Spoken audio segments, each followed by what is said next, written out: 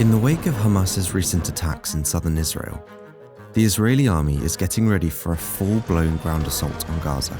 At the same time, the United States has sent not one but 2 aircraft carriers to help Israel fend off potential threats. And here's something unusual.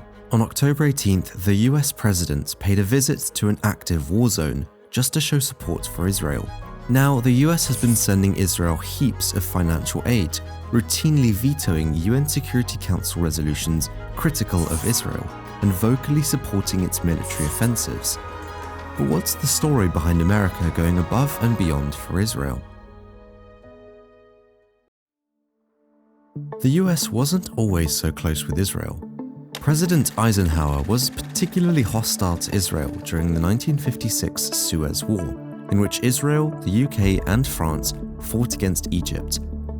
For years, the US also opposed and actively worked against Israel's nuclear program. But as time went on, the US started seeing Israel as a major player in the fight against the Soviet influence in the Middle East.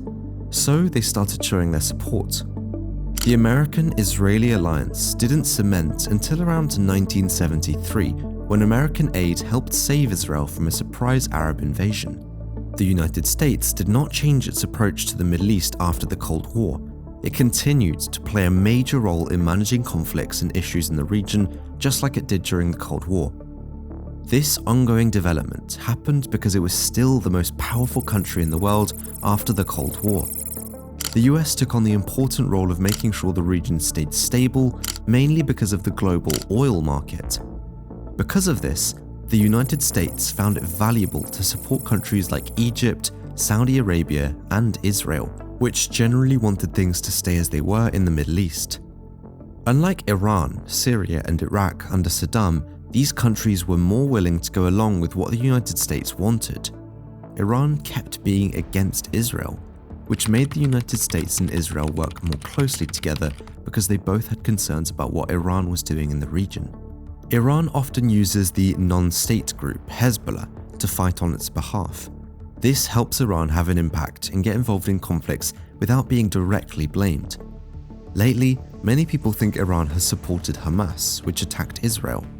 The US is currently investigating just how much Iran was involved in these attacks, but the Biden administration hasn't found solid proof directly connecting Iran to the planning and carrying out of these attacks yet.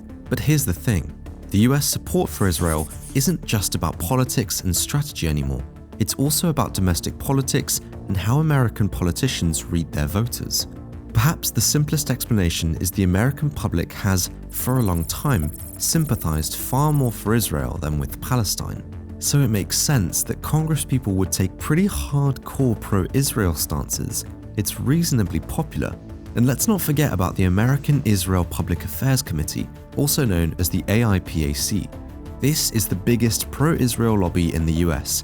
It's got so much power that surveys have ranked it as the second most influential lobbying group in Washington.